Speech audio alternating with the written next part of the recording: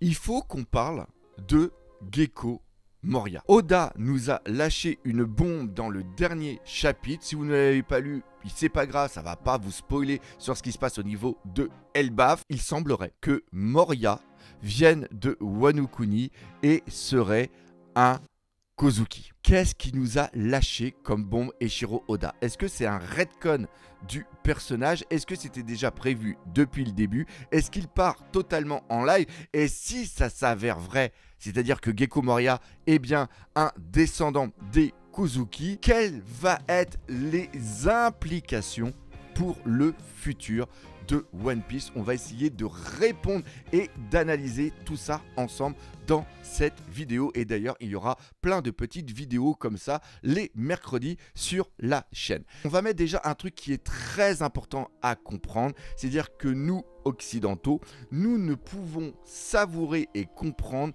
que 80% de One Piece. Pourquoi?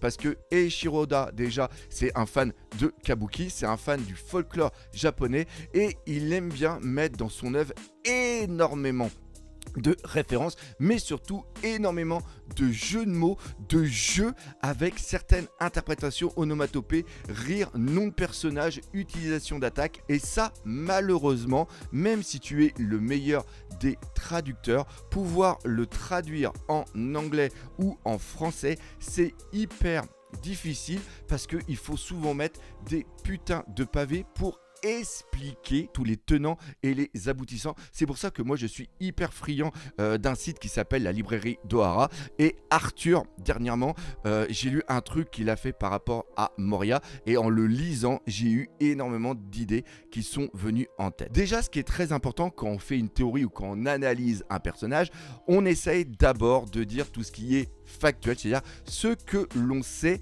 vraiment. Gecko Moria est un personnage qui est d'une grande taille et qui a des cornes. Selon la Vivre Card, il serait né à West Blue. Il a été présent lors de l'exécution de Goldie Roger avec d'autres personnes. Il a été au niveau de Wano Kuni quelques années après la mort de Roger. Il a combattu Kaido. Il a perdu et en partant, il est parti avec le corps de Ryuma et aussi le Sous-Shui. Arthur Bark, il a été défait par Luffy après l'ellipse des 2 ans. Il a été au niveau de la ruche. Il s'est fait battre par Barbe Noire et il a réussi lors de l'attaque de Garp sur la ruche pour venir sauver Kobe. Il a réussi à s'évader avec Perona. Ça, c'est à peu près la base que l'on a à ce niveau de lecture de One Piece. Maintenant, on va commencer un petit peu l'analytique et la compréhension de savoir pourquoi Moria serait un Shimotsuki. Je tiens aussi à dire que je n'ai presque aucune connaissance dans la langue japonaise. Donc tout ce que je vais dire, ce n'est pas moi qui l'ai inventé et qui l'ai trouvé. Je l'ai lu par rapport à la librairie d'Ohara. Et la première chose qu'on voit, c'est-à-dire que l'écriture sur la tombe aussi très important, c'est du sauveur de Ringo et c'est d'une personne née à West Blue et qui aurait grandi sur Wano Kuni. Donc sur la tombe, qu'est-ce que l'on voit? On voit qu'il y a une écriture et l'écriture est composée de deux choses, de Kenji et de Hiragana. Kenji, on a Kuzuki et après en Hiragana, on a le mot Moria. Il existe aussi une autre écriture au Japon qui est le katakana et ça permet souvent de pouvoir transposer les noms occidentaux en version japonaise phonétique. Par exemple, Goldie Roger s'écrit en katakana. Le petit Moria, à la base, quand il a été développé dans One Piece, son nom a toujours été écrit en katakana. Donc ça veut dire qu'il n'a pas de lien par rapport à une sorte de folklore japonais. Et c'est là où ça devient complètement dingue, c'est-à-dire que quand on prend Gecko Moria en katakana, quand on prend Gecko en katakana et qu'on le transforme en Kenji, eh bien les Kenji de Gecko, c'est les Kenji inversés de justement Kuzuki. Kuzuki qui signifie par les deux Kenji, clair de lune. Et donc on a le mot clair de lune déjà par rapport à Gecko de Gecko Moria, qui reprend un petit peu le folklore qu'il y a autour du personnage qui vit dans les ombres, qui prend justement les ombres, qui ne doit pas être présent au niveau du soleil. Voir Gecko comme ça et aussi Kozuki, ça fait une sorte de miroir. Et on peut aussi, et on le verra juste après, que Gecko Moria est une sorte de miroir inversé par rapport à son traitement de Oden Kozuki. L'autre chose aussi qui est vraiment très importante, c'est de savoir comment sont faits les lignées. Quand on a une famille qui a des enfants, c'est l'aîné qui continue la branche principale de la famille, mais les autres enfants, eux, deviennent d'autres branches qui sont, on va dire, un petit peu inférieures et doivent créer, eux, leur propre lignée ou vont travailler pour la lignée principale. Si vous voulez un très bon exemple par rapport à ça, vous avez le traitement de Neji au niveau de Naruto. La dernière chose aussi qui est très importante, c'est qu'on a vu qu'il y avait des familles de Wano Kuni qui, à un moment, sont partie de Wano Kuni pour partir sur différentes mers. Par exemple, au niveau de East Blue, on a la famille des Shimotsuki qui ont créé justement le village de Shimotsuki sur East Blue. La famille de Gecko Moria vient bien de la lignée des Kozuki, mais serait une branche mineure de cette famille, et que à un moment, il y a plusieurs décennies ou il y a plusieurs centaines d'années, a dû partir de Wano Kuni et s'est installé sur une île de West Blue. Si Gecko Moria appartient bien à la famille des Kozuki, la famille des Kozuki, c'est la famille des tailleurs de pierre qui ont fait les poneglyphes.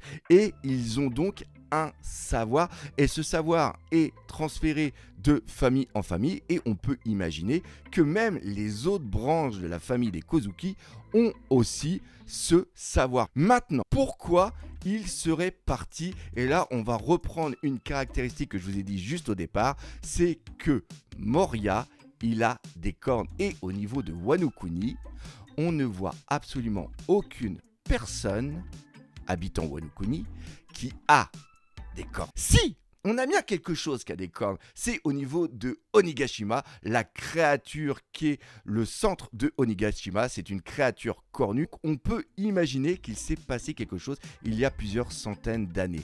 Quand tu n'es pas la branche principale, quand tu n'es pas l'aîné de la famille et que tu es le cadet, tu peux peut-être avoir un ressentiment envers l'aîné.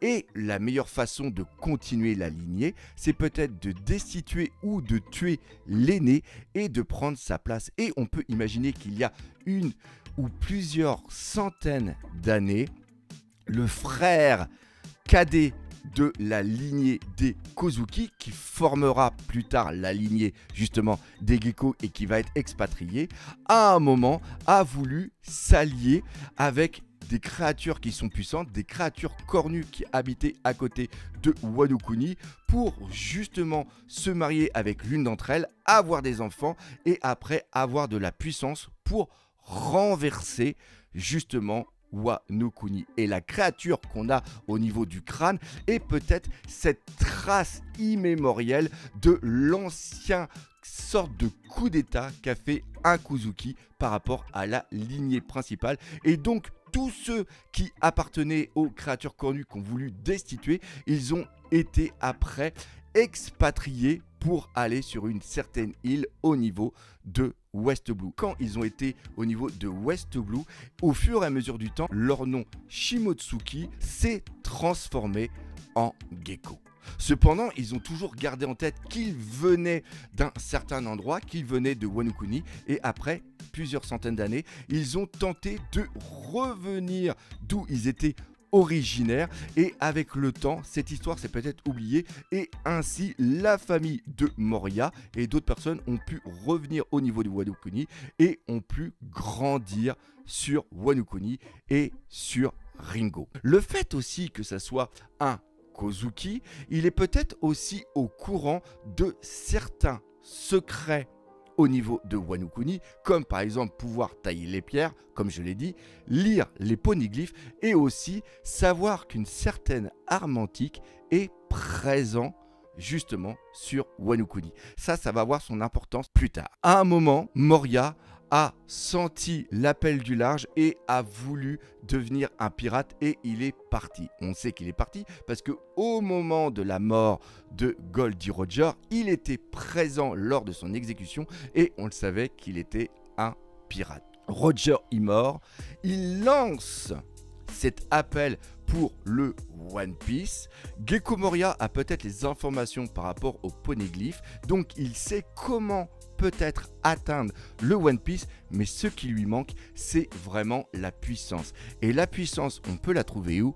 Tout simplement à Wano Kuni. Et c'est là où on va revenir sur ce que je vous ai parlé tout à l'heure, c'est le miroir inversé par rapport à Oden. On sait que Oden, durant ces mêmes périodes, durant ces mêmes événements, après la mort de Goldie Roger, il a pendant plusieurs années dansé, passé pour un bouffon pour protéger son peuple, pour attendre justement le départ de Kaido et aussi de Orochi. Ainsi, à travers les yeux du peuple, Oden est un idiot, mais réellement, c'est un sauveur. Maintenant, on va prendre le cas de Moria. Moria sait qu'il a besoin de puissance pour atteindre le One Piece et détruire les autres pirates qui sont dans la course pour le One Piece. Il décide d'aller à Ringo, là où justement il y a les armes, et peut-être aussi il décide d'aller sur Wano Kuni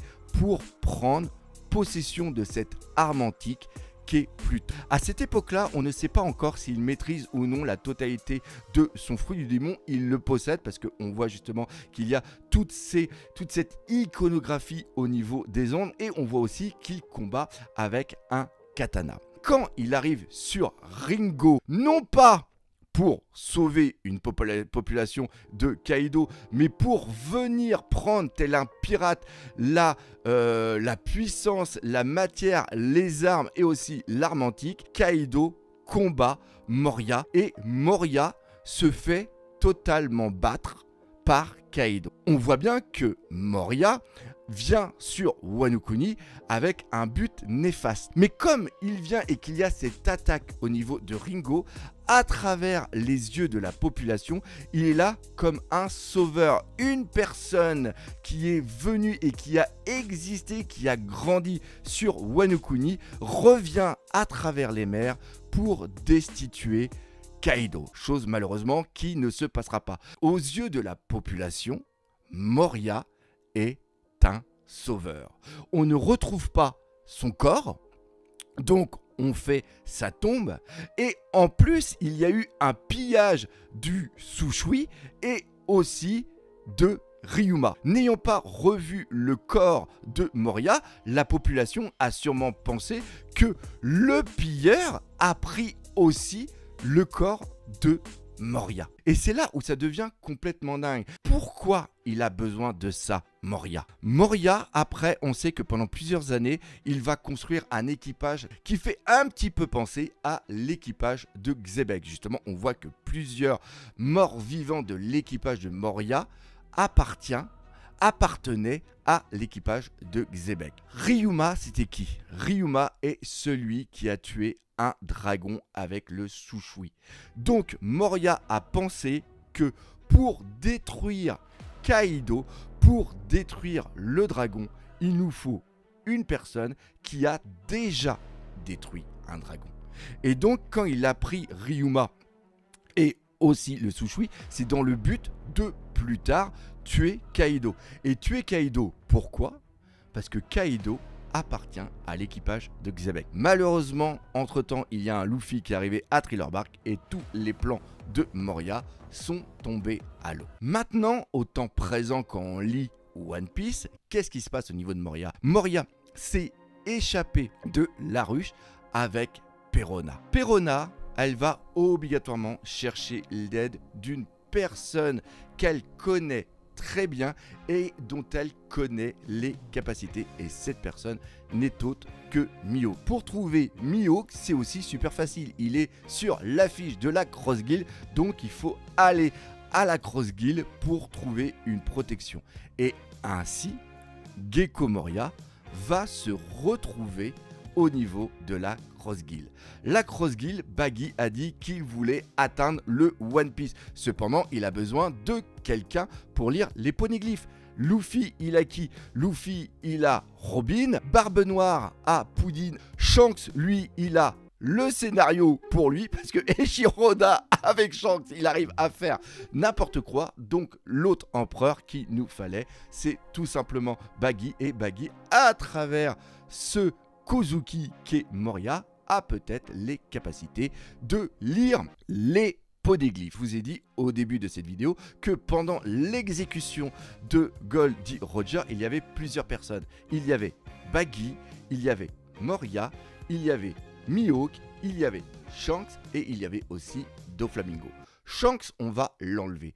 Doflamingo, parmi cet équipage de la Cross Guild, ça serait complètement dingue et c'est peut-être jouable. Pourquoi? Parce que Baggy a sous ses ordres qui des personnes d'Impel Down. Et donc, il va sûrement vouloir, pour augmenter la puissance de son équipage, retourner au niveau d'Impel Down, foutre le bordel pour libérer les autres prisonniers qui viennent justement dans son équipage. Ça permettrait aussi, entre parenthèses, d'avoir Bunkley qui va pouvoir partir et rejoindre les révolutionnaires et pourquoi pas aider plus tard Luffy. Mais ce qui est dingue, c'est que au niveau de Impel Down, on a qui?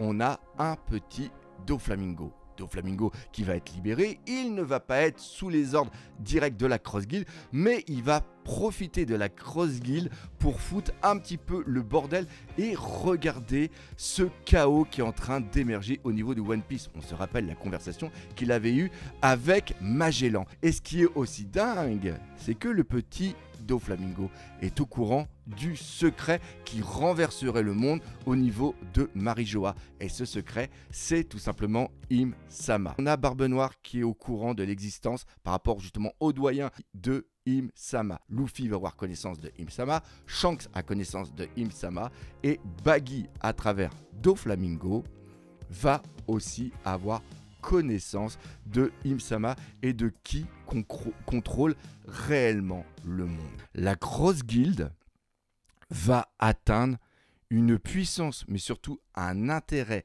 narratif absolument dingue. J'espère que vous aurez aimé cette vidéo. On va essayer d'en faire à peu près tous les mercredis. N'hésitez pas à la partager.